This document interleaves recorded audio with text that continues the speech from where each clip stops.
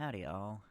So for today's video, I am going to be showing you the process that I do for taping and patterning of the heads that I make. So the reason why we tape the heads is so that we can have like a perfect cast of it so that we can translate it onto the fabric better, because if you just translate it, if you just try and like eyeball it and cut the fabric out, you're not going to get a good result from it, and it's going to be lumpy, and all the fur is probably going to be going in different directions and looking weird. So that's the reason why we do the tape. Real quick here, in my art program, I'm going to show the way that I lay down the tape. So like, let's see here. So you'll see in the video, which will start here in just a moment, that I'm laying down tape. Like, I'll lay it this way for like maybe 3 or 4 pieces, and then I will lay it this way for a couple of pieces. So you've got to do that for structural integrity, because if you just do it one way, if you just do it this way for the entire head, then it's just going to fall apart, because only the very thin areas right here would be connecting. So that's the reason why we cross hatch it, because if you don't cross hatch it, it's just going to fall apart. And there are some pieces you'll see later on in the video. There are a couple of pieces where I don't fully cross hatch over everything, that I do have to go back and tape over once I've taken it off the head.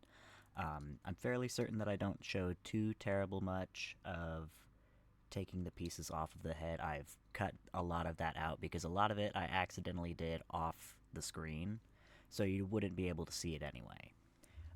But yeah, I hope that you all enjoy this video today, and thank you so much for watching.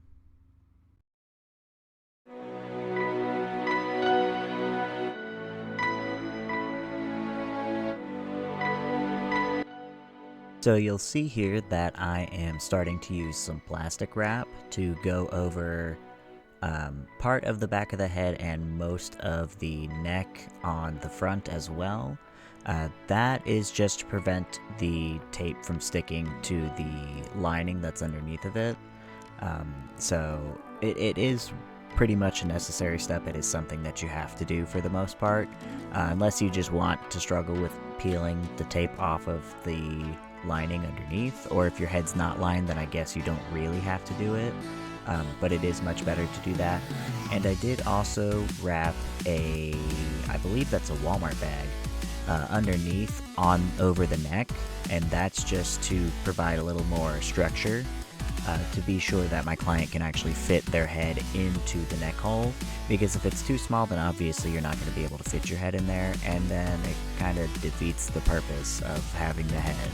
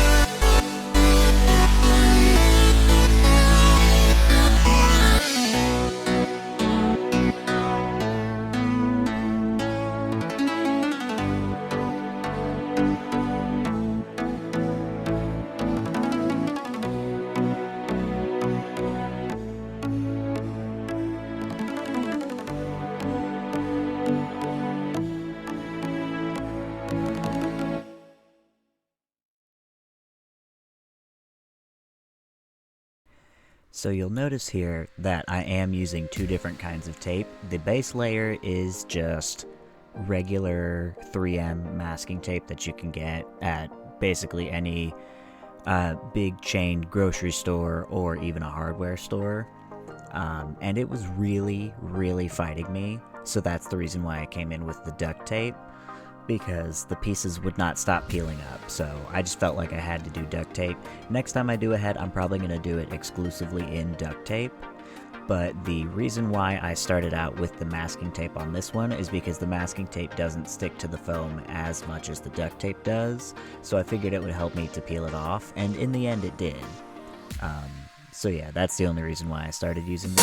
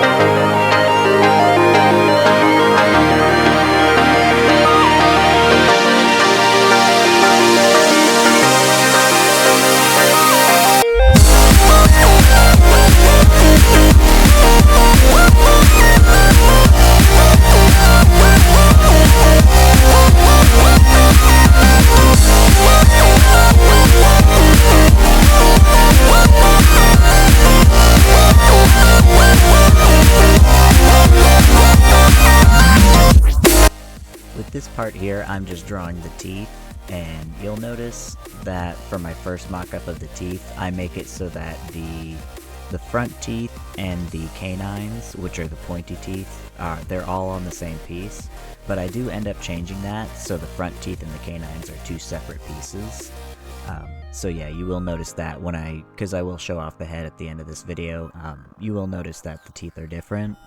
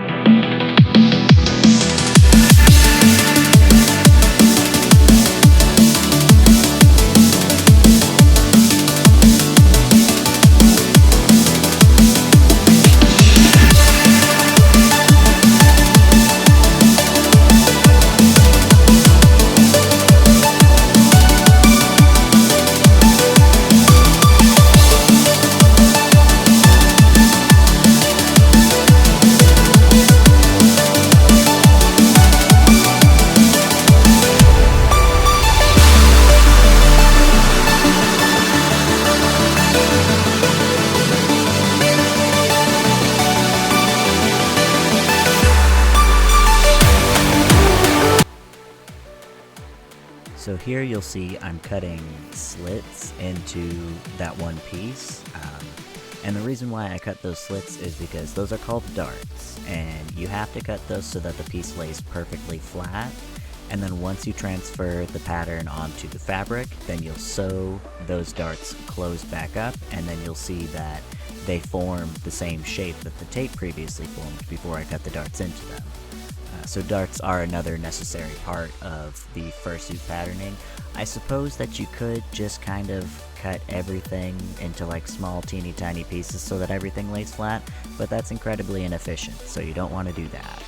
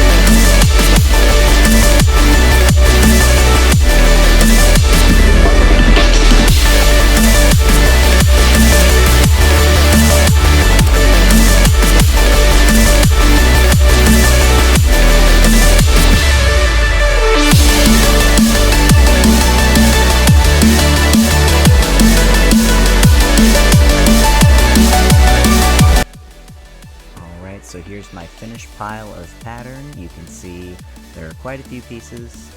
I tried to do my best to make this head be as few pieces as possible. Those two pieces right there are just the hair.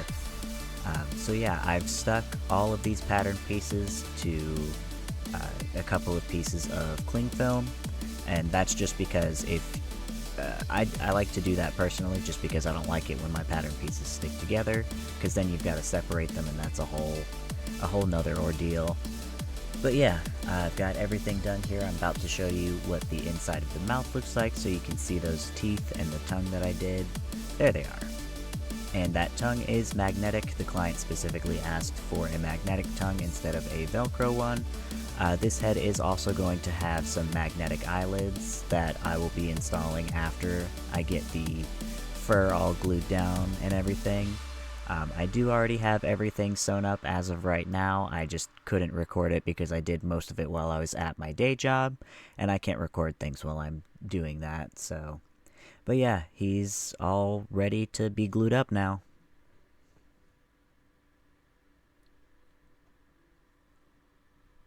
Alright, so that is all the taping and patterning finished. Here's a sneak preview of what he will possibly look like once I've got everything glued down.